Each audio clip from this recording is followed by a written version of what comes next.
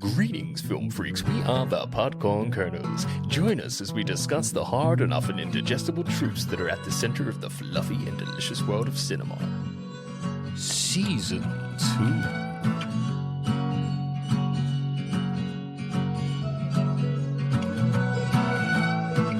What's poppin', people? Welcome to the Podcorn Kernels podcast. My name is Adam, and joining me in your earholes is Harry. Say hello, Harry. This movie changed my whole life. On today's episode, we will be talking about Jenny, Wife, Child. This is a 1963 film directed by Robert Carl Cohen and James Landis, and stars Jack Lester, Beverly Lunsford, and Virginia Wood. IMDb describes the synopsis as follows. Seeds of revenge become planted in an old farmer's mind after he learns that his child bride is getting cozy with the hired help. Here is an original song to support the synopsis. I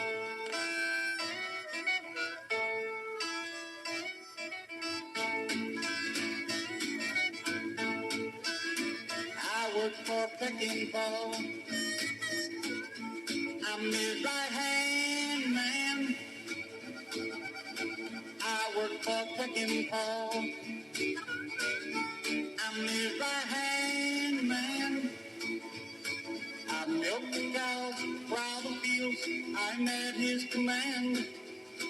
I'm Peckingpaw's right-hand man. But a pretty young wife makes eyes at me. She's the prettiest thing that I ever did see. Please, Mrs. Peckingpaw, leave me alone. Please, Mrs. Peckingpaw, just tend to your home.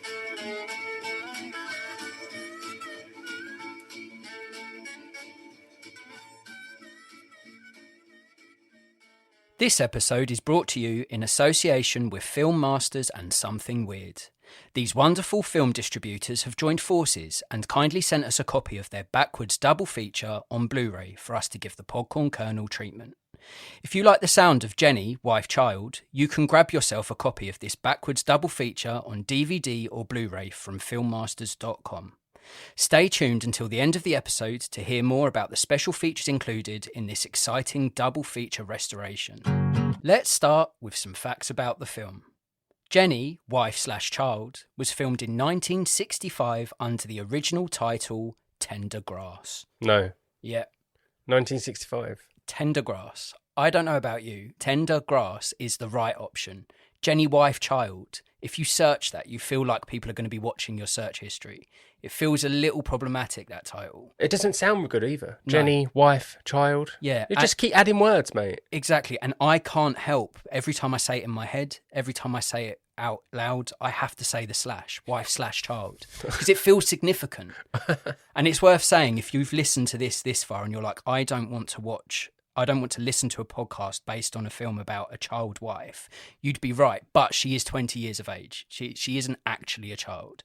She is a young adult, but it's still quite sticky in terms of subject matter. Yeah, it's not underage marriage in Africa. It's not. No. It's not that. Didn't it? It got reworked into. It also got called Albert Peckingpaw's Revenge, didn't it?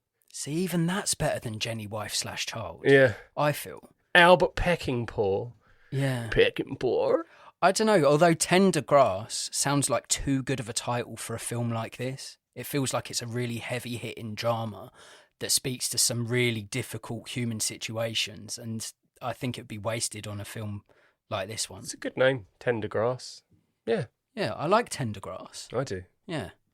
Unable to find distribution for what was originally a 2-hour-plus melodrama, the investors contacted director Robert Carl Cohen to re-edit and commercialise it, cutting out the slowest portions, adding the character of the town floozy, including a striptease scene on a motorcycle, as well as sex and title cards. Cohen's transformation enabled it to be distributed as Jenny, Wife/Child.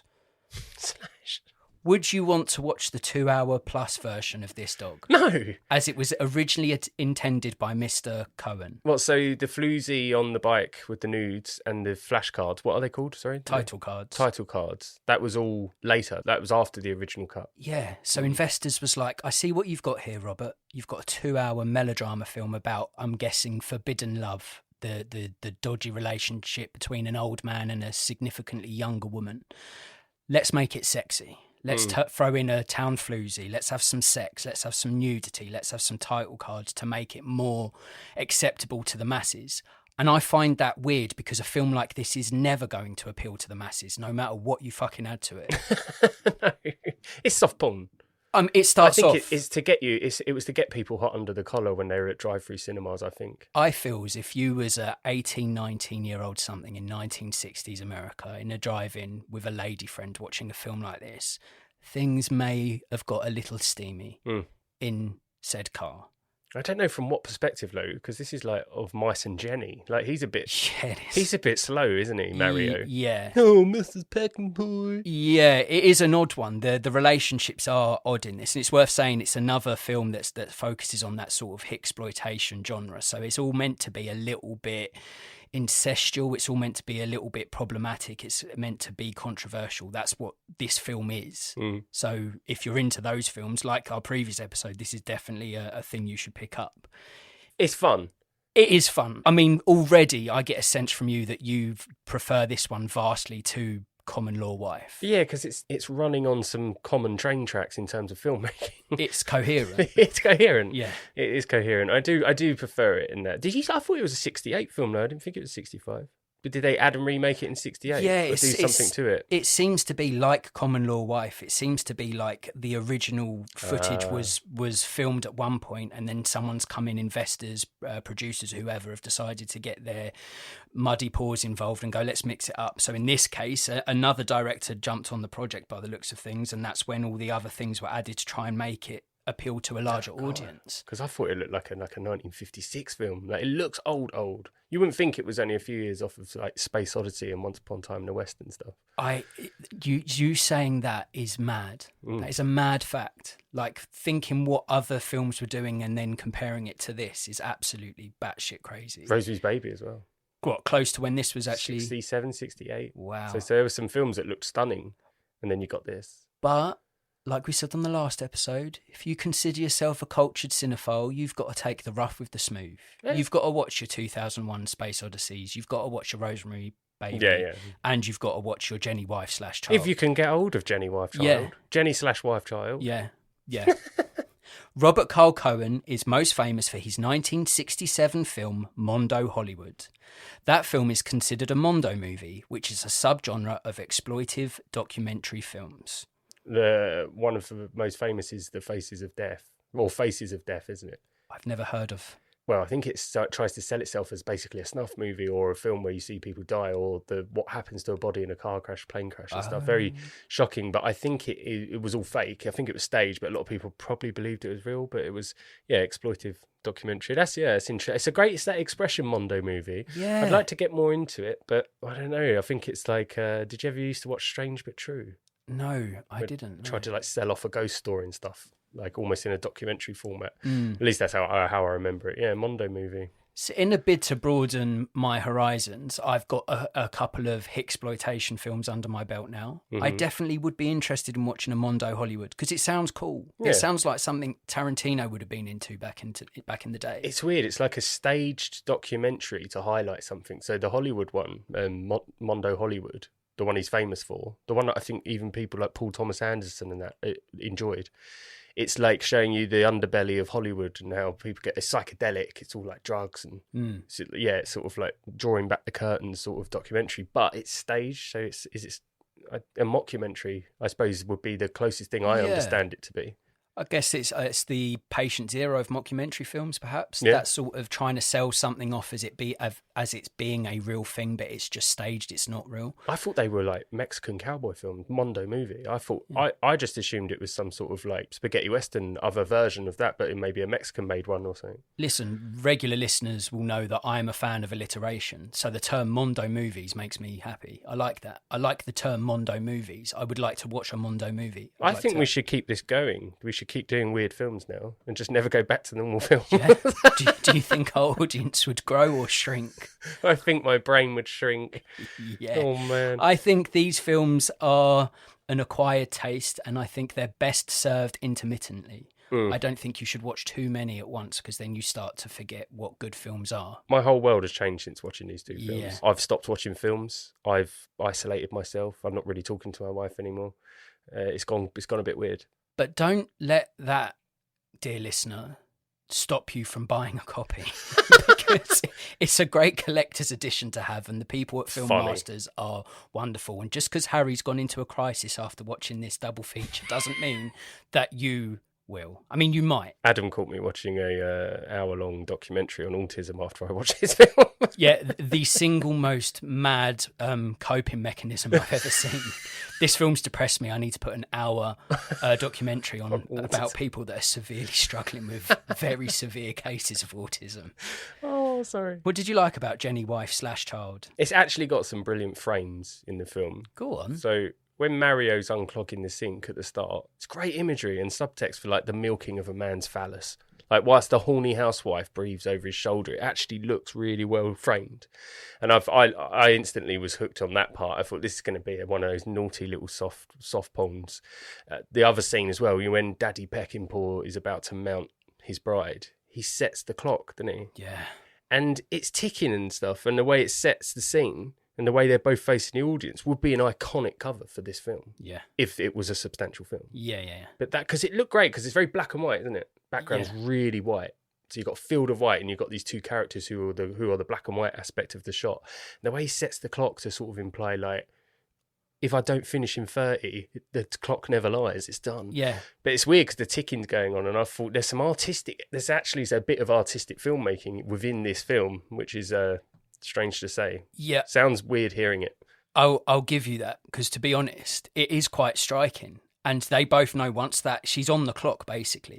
She's on the clock for some cock. She's got to get him finished. Yeah, so he sets a time like, this is your wifely duties. You have to perform 12 minutes of sexual duties and then you're off. You've finished your shift. Oh. But the way they are facing camera, you're right, it's quite decent, like artistically. It's quite striking. It's like, wait, is that actually genius filmmaking amongst this film? I thought that. I did look at it and think there was artistic frames within the film itself. Well, I mean, so far you've given more likes of substance than Common Law Wife, so I'm chuffed for that. I like a few things in the film. So this is my other like, but I love the message of the film focusing on Peckingpaw's revenge. Like, look, if he gets laid, all that rage and potential for murder will leave you quicker than a fly finds shit. Like essentially what happens in the film is he wants to keep his wife in the house. Doesn't want anyone to see her, doesn't want men to be near her because she's beautiful and very young.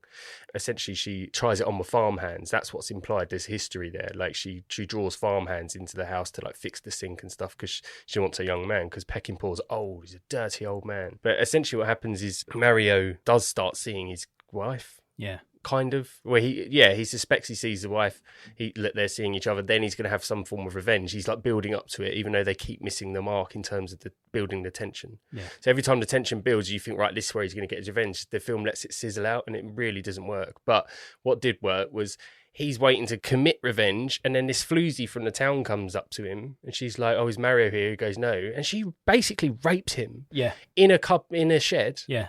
And because he blew his load, he no longer wants to murder his wife and farmhand. And I thought, well, that's a hilarious message because it's kind of true. There is a little nugget of truth in that. I think there is. I think a lot of cases where people like say have been out on a night out and they are married or they have a partner or something, and they're drunk, so their inhibitions are totally gone and they're horny. Go to the toilet, as private as you possibly can, and rub on out. Yeah, not necessarily in the nightclub.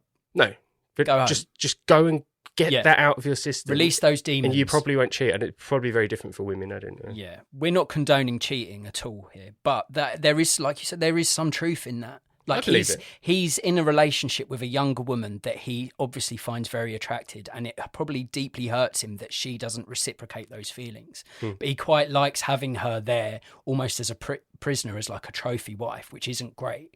So then when this very attractive younger woman just comes in and decides to sleep with him for the only reason seemingly being it's a plot convenience. It's just to stop him wanting to kill his wife and her lover. Yeah. That's the only reason, because she's not looking at this old dude and going, oh, I actually fancy a bit of that. Yeah. So it's really weird that she just rocked up randomly to this farm's like, I'm a fuck you. And then it solves everything. Oh, you a real man, Mr. Peckingpaw. Yeah. Any more likes for me?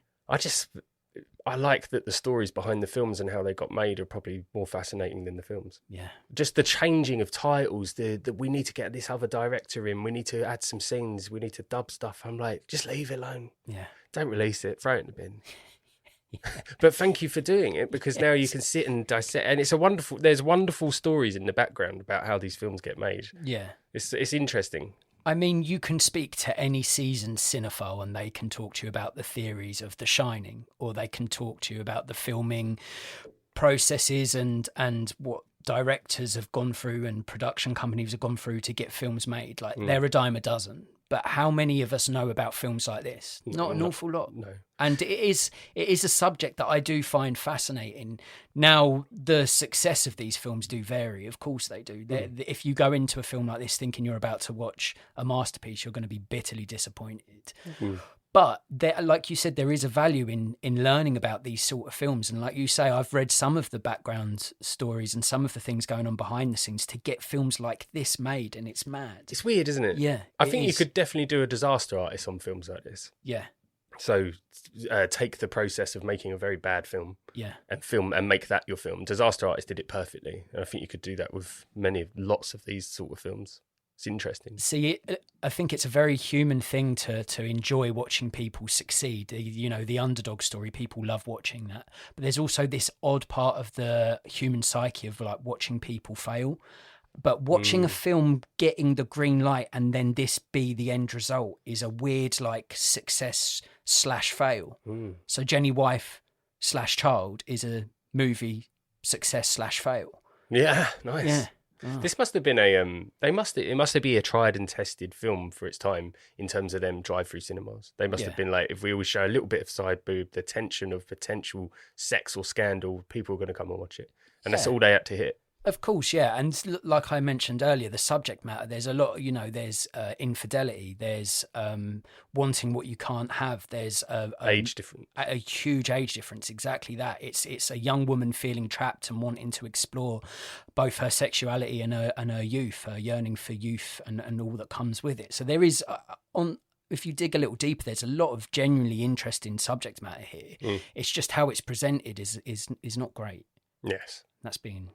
Agreed, but it is better than Common Law Wife. Yep. It looks better. It flows a bit better. Yeah. I actually didn't mind the title cards. It reminded me of a Tarantino thing. I enjoy a good title card. Yeah. In this one, when he's about to get dutty with the town floozy, it says, "Remember your heart, Mr. Peckingpaw." And I found that hilarious. It's like, yeah, remember your fucking heart, Peckingpaw. Yeah. You're going to have heart attack, Yeah. Is that you done with your likes? I think so. Yeah, I'll go on to mine then. And like you mentioned, it's considerably more coherent than Common Law Wife. If you haven't heard our previous episode on the other movie included in the Backwards double feature, please go and check it out. The biggest and best thing going for Jenny Wife / Child is that it is far more competent than the first film in the double billing.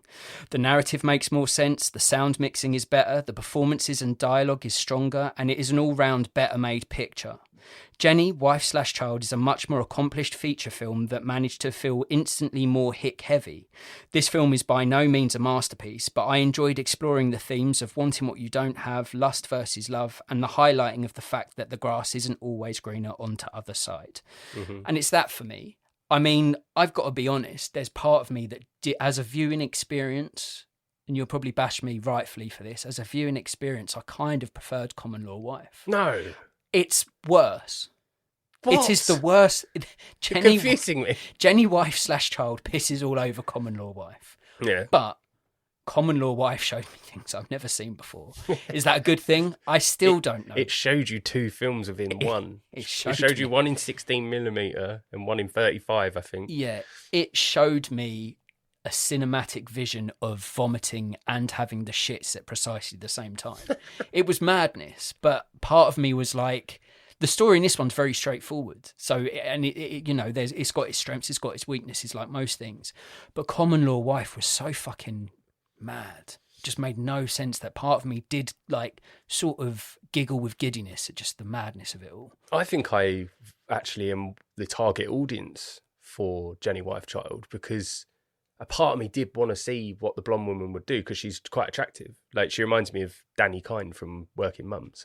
And I was sort of watching, like, almost like the pervy audience member, almost like, oh, I hope you can see a bit. I hope you see some boob or something. I hope you see some bum and that. So it had me all the way to the end because I thought, at any point it might have a really dirty scene.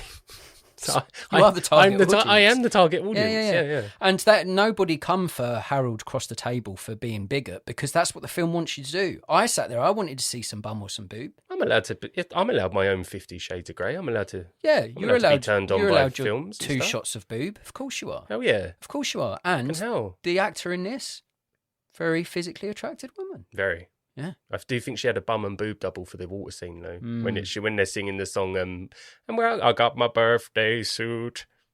That's a bop. It's a bop. It's a big tune. Yeah. Talking of bops, the second thing I liked about it was the synopsis-based soundtrack. Yeah. If this is your first time listening to our podcast, welcome. We are thrilled to have you here. Poor bastards. Each episode, we create an original song based on the synopsis, which we feel is something unique to us.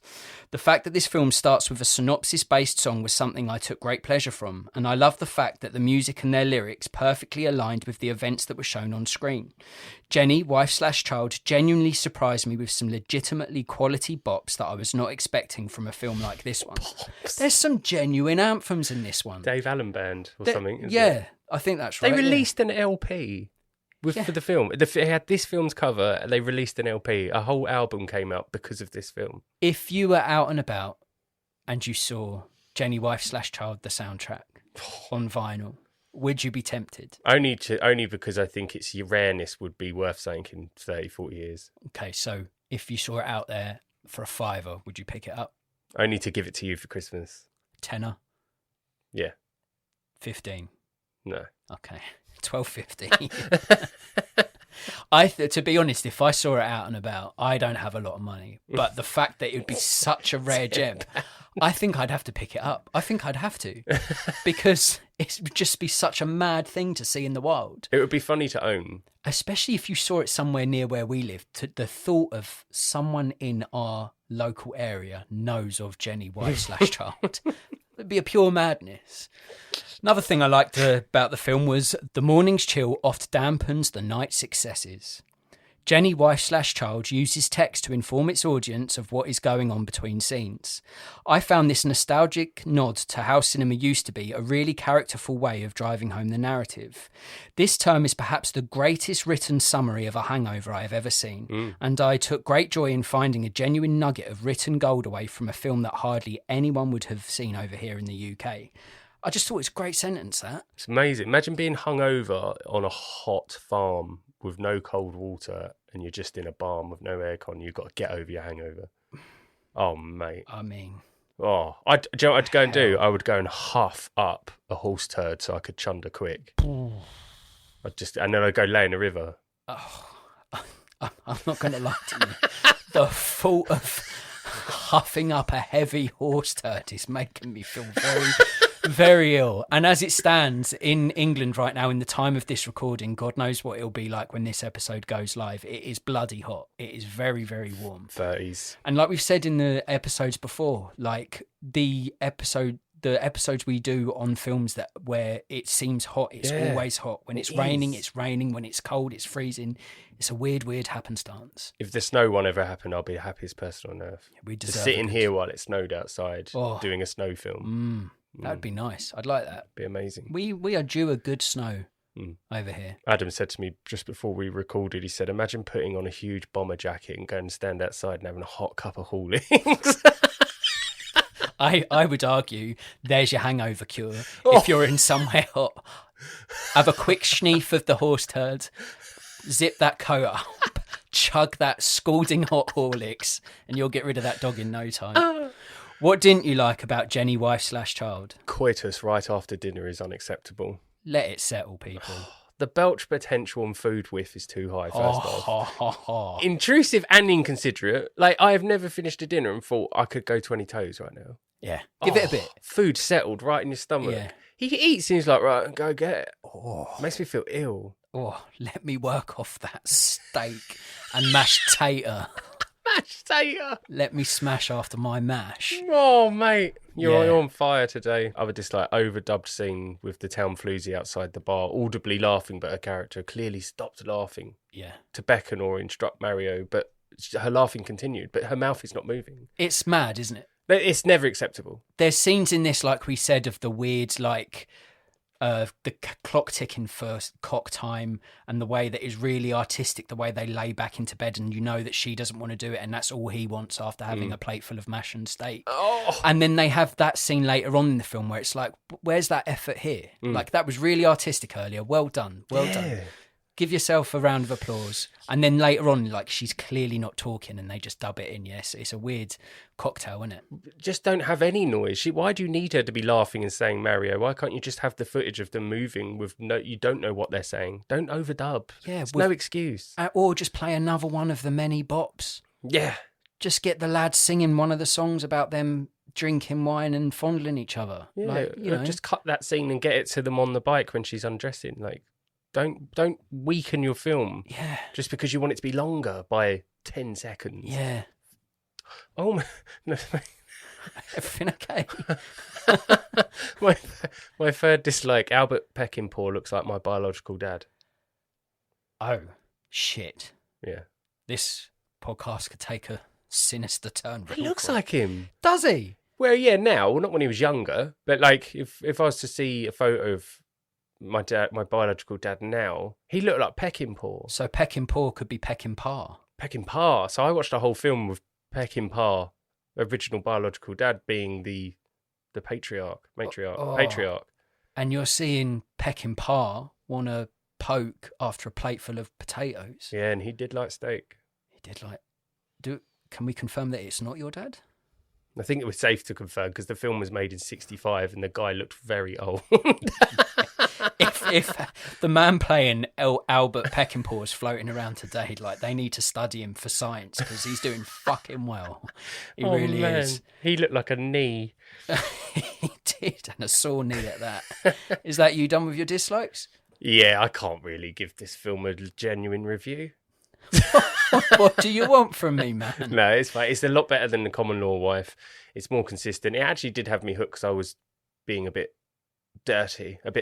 No, you weren't being dutty. You were seeing a black and white film with a typically attractive young woman being quite sexual. Yeah. What I are you gonna do? wanted to see what was going to happen. You're not meant to sit there and be repulsed by that. No. You're meant to be repulsed by the dynamic of granddad, husband, and bordering child wife. That's a problem. Yeah.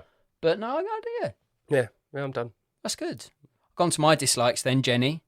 Jenny. Another cinematic Jenny that I found jarring.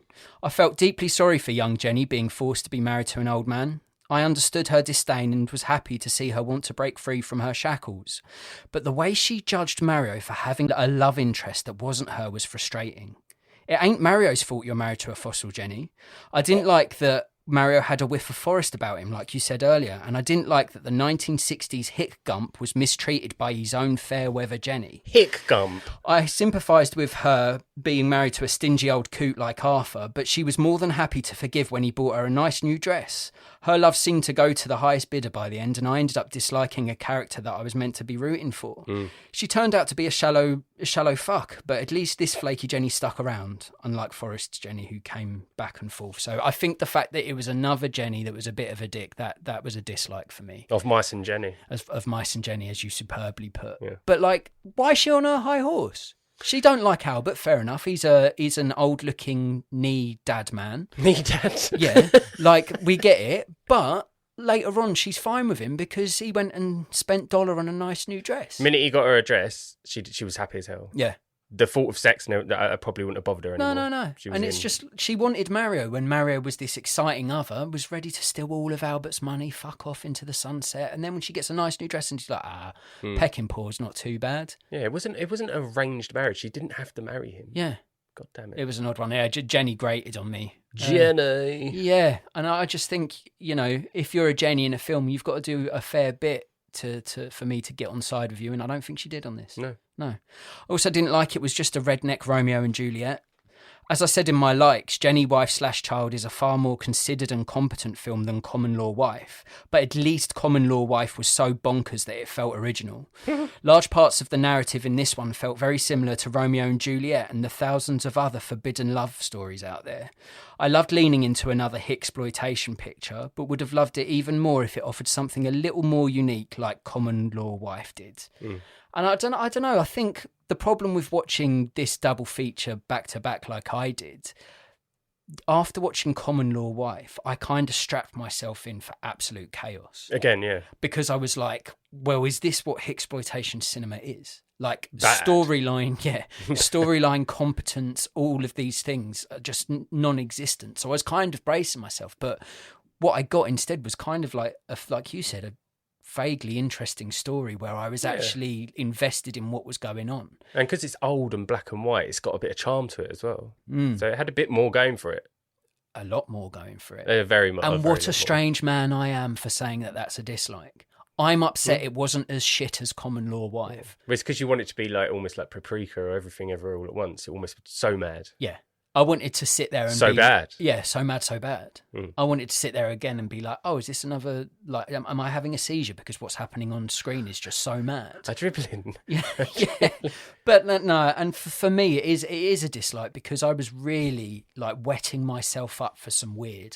I really was. I was like, yeah, go on. And then when it turned out to be like a standard 3-act structure with genuine conflict and conflict resolution and character arcs and all these things, I was like, no, I don't want this.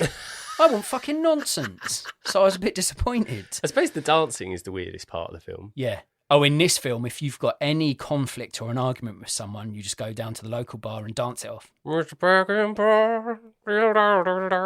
And they just do a little dance with a bowler hat and a cigar. It's really weird. Isn't it mad as well, though? In the film, they're playing a song about Peckingpaw as he's in there dancing. Yeah. If I was Peckingpaw, I'd be like, how the fuck are you knowing what's going on in my life? Why am I the subject of this exceptional piece of music? Has anyone told you, good sir, that this is a bop? Bop. Yeah. Another dislike was timed unwanted sexy time and fucking awful fried eggs. Oh. Jenny is a wife / child forced to do marital duties with Alfred, husband / old goat.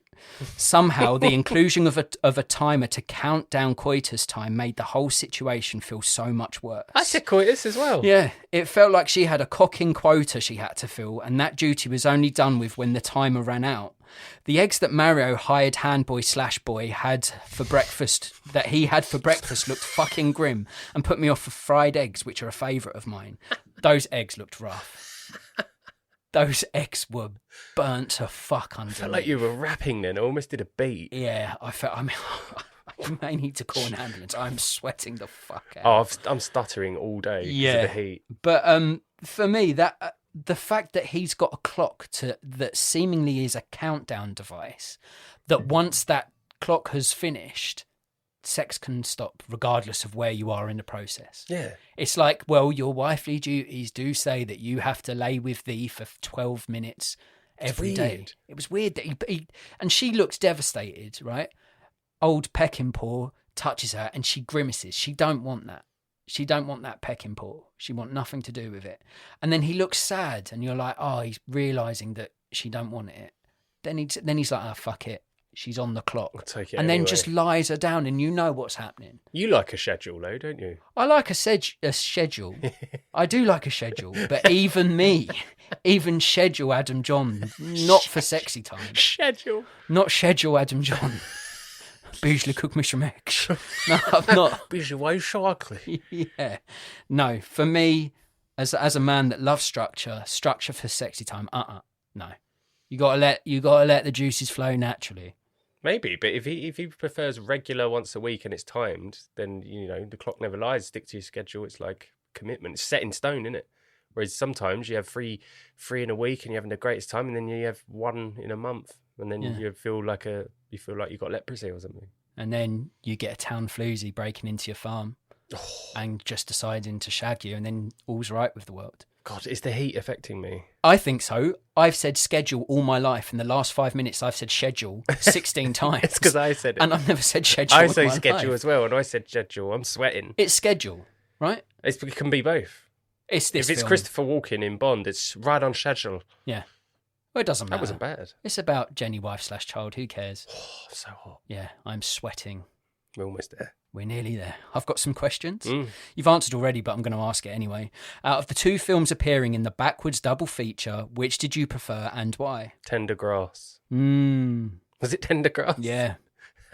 I think I would have disliked it more if it was called Tender Grass. Wait, so we got Tender Grass for this one, and the other one was like Swamp Sue. Rose. Swamp Rose. Yeah. Swamp Rose, Tender Grass. This Yeah. is why it's so mad. Swamp Rose, Tender Grass, common law wife, Jenny slash wife Yeah. child. So- I don't know what the fuck I'm Right. talking about. Yeah, let's stick to the schedule. This is what it is. Right on Jenny schedule. wife/child was originally Tender Grass. Common law wife was originally, apparently, Swamp Rose. So where does Peckingpaw's Revenge come into it? I actually don't know. I would think that was the comedy version. I think they probably went to Tender Grasses, and then they was like, no, that sounds too serious. And then they went Peckingpaw's Revenge. They was like, oh no, that's not going to get people bum on seat. And then they went Jenny wife/child, and they was like, bingo, that's going to get people watching, Oh mate. which is problematic. Yeah, it would be common law wife. AKA Swamp Rose. No. Yeah. No, Jenny wife child's my favourite. Yes. Sorry. Okay. Sorry, Yeah. yes. We're having a heat stroke live. I feel so hot. Yeah. Yeah. I listen, like I said earlier, Jenny wife/child is the better film, but I think I did You prefer prefer the Common Mad? Law Wife. I think I do. I think if you said to me now, we got to put on our coats, we got to drink some Horlicks, and we got to watch Common Law Wife or Jenny wife/child, I think I'm opting for Common Law Wife. I think I am. Peckingpaw. Yeah, I think I do prefer it, even though serious? I know I am wrong. Oh, that's mad. What is the greatest forbidden love shown in cinema? Do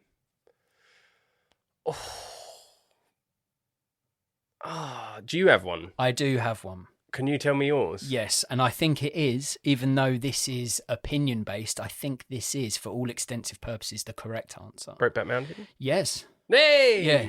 Jack Twist and Ennis Del Mar in Brokeback Mountain. Oh, nice. If you like that film, give our episode on it a listen. Yeah. It's in season 1 somewhere. Strangely, I was trying to think of one where someone falls in love with an animal, and I thought, why are you going trying? there? I don't know. It's the heat. It's the heat. I think I started looking in my brain. I was like, man, there must be a bestial film out there. So what would you think in, like, Mindy cat/wife or something? I don't know. Oh, fucking hell. I think I'm going to have a heart attack. You can just jump on my Jack Twist and Ennis Del Mar if you like, mate. No, I'll take that. Yeah? I'll take that. I think yeah. that's the right answer. Yeah. Forbidden Love done the best it's ever been done. I 'Cause think so. You want, as an audience member, all you want is them to be allowed to have that real, true love. I think so. I don't know if there's one where species of like Enemy Mime. It was 2 aliens, but they're both male, but they crash on a planet and they're enemies. But one of them has got like a frog; it can change sexes. You're really into the animal relationship vibe. No, these are aliens and Okay. a human. Alien but, like the cross of species. Okay. I was trying to think of something like Outside the box. yeah, because we've got a lot of we've seen loads and loads and loads of LGBTQ plus cinema and black and white relationships in film. I was trying to think outside the box, Ad. Yeah. I was trying to think outside the box. Trying to find a bestiality picture. Yeah. In Jenny wife/child, Arthur takes his sweet time in exacting vengeance on his unfaithful wife and opportunistic stable boy. What is the best case of slow build revenge in film? Well, when it's executed properly. I mean, you did it. In this one, they missed it every single time. I mean, the sass levels are high, but they're not incorrect. no, but You she could are have right. escaped at any minute, and Yeah, he yeah, was yeah. incompetent at enacting his revenge. But I think the director, old Robert Carl Cohen, was going, this film's only 12 minutes long. I need to drag it out somehow. And that's why he just sort of threw in these really mad inconsistencies and character decisions. It was just odd. I liked, in terms of slow revenge, I loved the killer for that. You know how he takes takes his time to get to the person who got his girlfriend beaten up.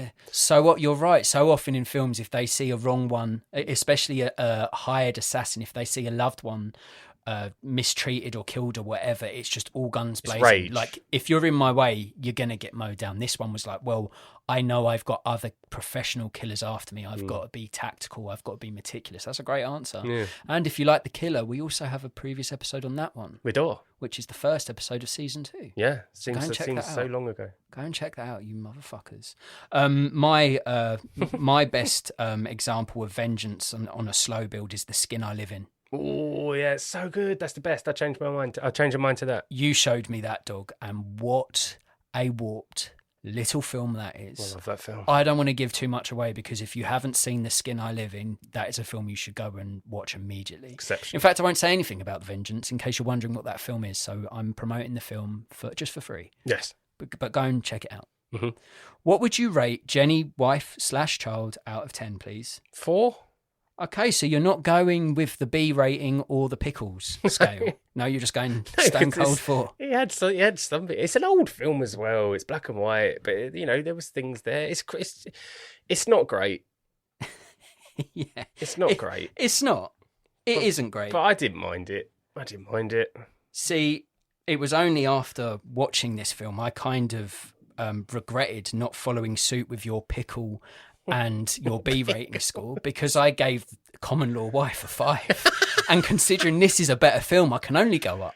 Yeah. I can only go up. So I've given it a 5.5 out of 10. Wow. Now, it is a better film than Common Law Wife. Yeah. Like, I actually don't think that that's even subjective. I think if you watched both films, you're going to come out of it and you're going to go, well, Jenny, wife/child is the better film. Common Law Wife makes no sense. Oh. Common Law Wife. Because it's 2 films. It is mad. Mm-hmm. But yeah, so I had to go higher. So my hand was forced by my own damn scheduling, by my own damn formatting. It had to be a 5.5. Yeah. That gives Jenny, wife/child, a total score of 9.5 out of 20. If you like your Hicksploitation films to be forbidden, farm-based and fucking dysfunctional, or if you've ever wanted to see an old geezer give grief to his gorgeous but granddaughter-aged child wife, then Jenny, wife/child could be a film for you. Jenny, wife/child is available to buy as part of the Backwards double feature co-released by Film Masters and Something Weird. This fantastic collaboration also includes the controversial 1963 film Common Law Wife. This newly restored collector's edition is available to buy on either DVD or Blu-ray from filmmasters.com. Packed with special features, eye-opening insights and a comprehensive handbook that further explores the 2 films included as well as Hicksploitation cinema in general, this Backwards double feature also gives you access to a selection of archival commentaries from directors, writers and programmers, insightful essays by Lisa Petrucci of Something Weird, and a new documentary titled The Origin of Southern Cinema, which offers essential viewing to anyone looking to learn more about this niche facet of film. Consider watching this one if you enjoyed The Graduate, No Hard Feelings, and Lady and the Tramp. Should we play a game? I need to get into my birthday suit. Give it a name, give it a name, give it a name now. We birth a plot and then make a trailer. What the plot? Action! I'm going true story today. Ooh. I read this article by Charlie Northcott, BBC Africa Eye, and I found it fascinating. But there was one sentence in this article that made my jaw drop. But I'll get to that as I read a section for you. Standing in the bedroom of a killer, your eyes naturally hone in on the details. Van Shaw's bed is immaculately neat, the duvet so flat it looks like it has been ironed. The air is heavy with the smell of cigarettes. There's stubs piled high in an ashtray. Strips of sticky paper are dangling from the ceiling, writhing with trapped and dying flies. Jesus. The so-called apartheid killer has lost his teeth. His health is waning. Following a heart attack, both his legs were recently amputated, leaving him in a wheelchair with painful scars. When his surgeon carried out this procedure, Van Shaw requested an epidural instead of a general anaesthetic so he could watch them remove his legs. What? I was curious, he said, chuckling. I saw them cutting. They sawed through the bone. In speaking to the BBC World Service, Van Shaw wanted to persuade us that he is not the monster that people say I am. His enthusiastic description of his legs being removed did little to soften this image. So essentially this Van Shaw guy murdered 40, 50 black people during the apartheid killings in South Africa. And he literally had the approval of the police to do it. They sort of backed him, but he was done as like a serial killer, I think, rather than being sort of like an arm of the police force. But when I read that he wanted an epidural so he could watch his legs get removed, I thought that shook me to my core. That is fully evolved Pokemon version of a monster. It's terrifying. Like, isn't it? So, hang on. That's when he was in prison. First and foremost, amazing accent, by the way. Thanks. That's superb. Yeah. We can... I love Blood Diamond. People don't like it. I love Blood Diamond. We have established who's doing the voice for the trailer. No. Yeah. But, so this guy, he was found in prison... So all messed up. He's in So he's in prison. He's been in prison for years. Yeah. Since they found out his crimes. So essentially, he killed. Where is it? I could read a little bit here. All of his victims were black. The youngest was just 12 years old. The killings occurred in East London, a city in South Africa's windswept Eastern Cape. So it was over a 3-year period in the 80s under the country's racist apartheid system, which imposed a strict hierarchy that privileged white South Africans. Van Shaw shot and killed at least 39 people. So he eventually went to prison for his crimes. Yeah. And whilst in prison, his health deteriorated. He lost his teeth, had a heart attack, and then he had to have his legs amputated. Okay. But it shows you, the way he's happy to watch his legs get chopped off, shows you his mind. He's a madman. Yeah. But he's trying to say, like, he's not the monster that people made him out to be, that he was backed by the police force and stuff. But you've got to be a very peculiar person to be like, oh, let me watch my legs get chopped off. Yeah. Didn't Chopper, get his ears chopped off willingly? He didn't chop his own ears off. No, he asked the guy to cut him off. That's right. He's like, go on, cut him off. Yeah. Oh, it That really is shook mad. me when I read that he wanted to watch his legs get chopped off. That's disturbed me, actually. I thought about it a few days.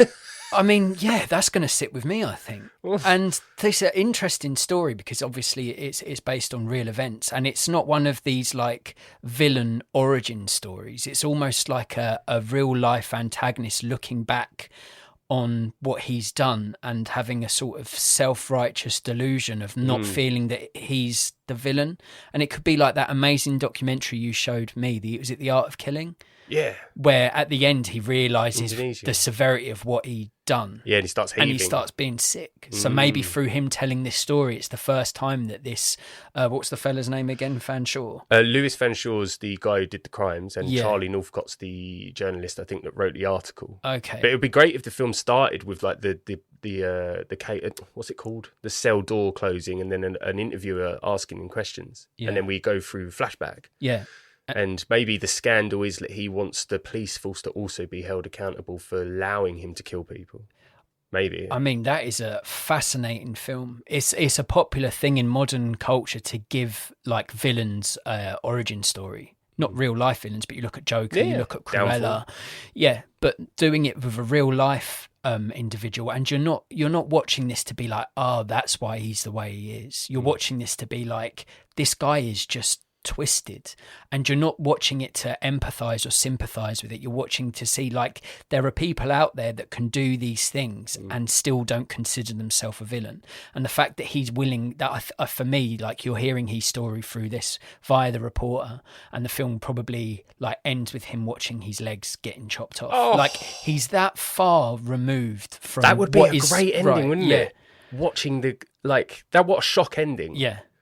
Just him watching it. And you see these films, like if you haven't seen the documentary I speak of, the art of killing, the act of killing, then you should definitely check that out, because it is one of the most profoundly devastating thing. Because like the fella in this film, like Van Shaw, this person that was responsible for killing all of these people, reconstructed all the killings he did, and just acted like it was a normal day in the office.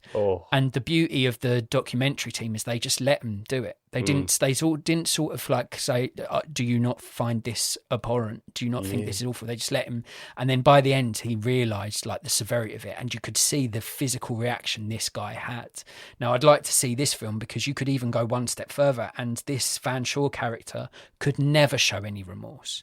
Like you could have the person trying to explore why he did the things he did, and it just ends with him just being a bad egg that's willing to watch his own legs get chopped off. Like Capote, I suppose, because in Capote, the interviewer, Truman, is talking to a guy he knows murdered and, say, raped a killed family. But there's like, so yeah, that's cool. Yeah, so I mean, that's a fascinating film that I would watch. And like a film like that, it would be like a film came out recently called Nitram, and is about the last Australian mass shooter. And you sort of learn about him and what he did, and that the film's very clever in a sense that it doesn't make you sympathize with this sort of isolated loner. It just shows you like the events leading up to doing it, and you're not there going, I can see why he did it. You're there, you know the ending, but you're still shocked, and it finishes just as the event itself happens. So they don't glamorize it, and it's really clever. Having that as a structure, I think this could be a really interesting film. So in terms of director, you mentioned Blood Diamond. I would go with Ed Zwick. Nice. He did Defiance, Blood Diamond, and one of your personal favourites, Glory. So I think he would be well suited to handle this one. That's amazing. In terms of casting, I don't know what he looks like, but you say to me white villain, and I think Sholto Copley. He's South African. I think he would fit the bill. He could play it. I mean, I'm guilty of him being the only South African actor I'm aware of, other than Charlize Theron, and she doesn't fit the bill. No. But so in terms of the title of the film, I heard 3 words put together, and I instantly thought that's the title. Van Shaw's Bed. Oh, and nice. I thought it could be the story from him lying on his bed, telling all of his stories, waiting to get his legs amputated. Probably the best title you've ever given the film. Van Shaw's Bed. I like that. So just to tie it up in a neat little bow, I'd have this as an Ed Zwick directed film starring Sholto Copley. It'd be a straight down the middle stone cold drama, and I would call the film Van Shaw's Bed.